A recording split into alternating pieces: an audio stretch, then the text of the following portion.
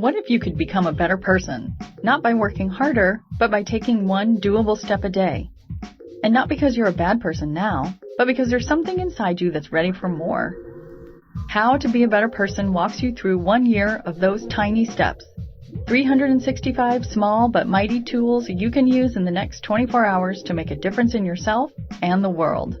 My mission? To help you live your best life. Hi, it's Kate. Welcome to How to Be a Better Person. Today is about being a better person in your heart. And what I'm about to share isn't about something to start doing. Instead, it's about something you can stop doing, which is kind of nice, right? Like crossing something off your to-do list forever. And that thing you can stop doing is making it your job to keep the peace at any price. It may seem like your highest goal in any difficult situation is to keep things from spilling over into anger or upset. But keeping the peace can look an awful lot like sweeping things under the rug and ignoring what needs attention. Ultimately, keeping the peace has the opposite effect. It can lead to a lot of festering stuff like resentment or hurt. And trust me, that stuff will always find its way to the surface. And by that time, it's more likely to be a real eruption instead of a smattering of bubbles. Let me give you an example of what I mean. One morning this past summer was a fairly typical get the kids off to camp extravaganza. I was busy packing up lunches, applying sunscreen, rounding up the towels and the bathing suits.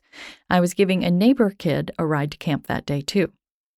My kids and I left the house and walked to the car, which is parked in our driveway, which is on a street that isn't all that busy but is a cut-through between two busy streets, just as our neighbor walked up. We had just opened the doors to the car when a huge semi-truck came barreling down our street, going at least 45 miles an hour, passing inches from us. It was loud. It was kind of scary, too. Now, I don't know if it's just a natural part of the aging process, or motherhood, or what, but it drives me crazy when people drive too fast through our residential, kid, and pet-strewn neighborhood. What if he had driven by when our neighbor was still walking up the street? Mind you, our street is technically 2-lane, but with on-street parking, it quickly turns into 1 lane. And there are many houses that not only don't have sidewalks, but have bushes planted all the way out to the edge of the street. So at some parts, you have no choice but to walk in the middle of the street. Despite the anger I felt, I managed to keep it together, and I told everyone to get in and buckle up. I headed down the hill in the same direction of the truck. Turns out that truck was pulled over to the side of the road to make a delivery to the restaurant that's at the end of our street. I had no choice but to pull up next to him. Since both our windows were down, because it was hot as Hades, I decided in that moment to talk to him. I told him, listen, I saw you barrel down this road going over 40 miles an hour. That is way too fast. Please slow down. I gestured to show him all the kids in the car with me.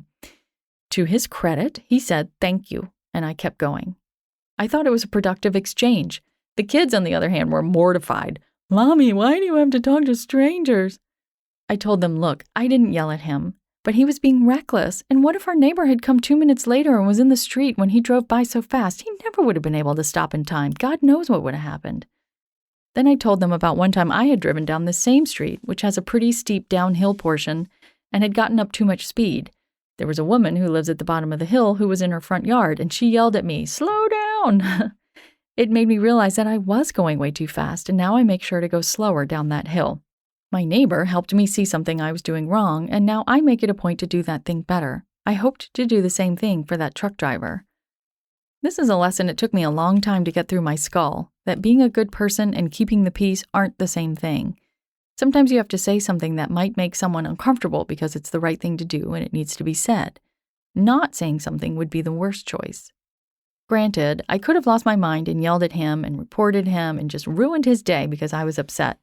But luckily, I'd had that 60 seconds it took me to drive down the street to pull myself together.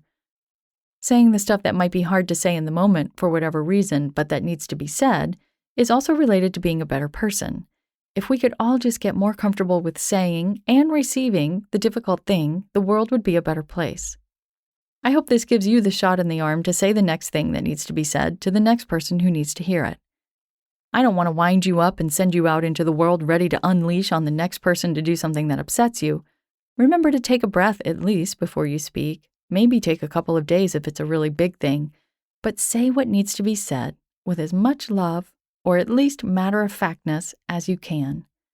The funny thing is that when you stop trying to keep the peace at any cost, you find a lot more of it in your heart and help create more of it in the world too. Is your book club looking for books to read this January? How to Be a Better Person, the book, is a great thing to read with a group. You can each choose 3 of the things in the book that you want to focus on in the new year and talk about what you think being a better person means. It's a juicy conversation starter. If you choose How to Be a Better Person for your book group, I've got a few slots in January and early February available to join your meeting via Skype or Zoom. I can give you some insider info on how the book came to be, answer questions, and just spend a little time with you and the cool people in your life. Use the Contact Kate button on beabetterpersonpodcast.com or send me a DM on Twitter. My handle is @KateHan, and we will hook it up. Thanks for listening to How to Be a Better Person. Our theme song is Left for Deadish by Junior85. The podcast is mixed by Sound Advice Strategies. If you liked what you heard in this episode, share it with someone you think would like it too. Your voice matters. Also, How to Be a Better Person has an official newsletter that sends the past 7 episodes, a sneak peek of the week ahead, and one well-chosen meme to your inbox every Saturday morning. Sign up at beabetterpersonpodcast.com and click on Get Podcast News. I also love to hear from listeners. I love it. Send me an email by clicking on the Contact Kate button at beabetterpersonpodcast.com, tweet me at KateHan, KateHan, or find me on Instagram at Kate Hanley Author. I look forward to connecting with you.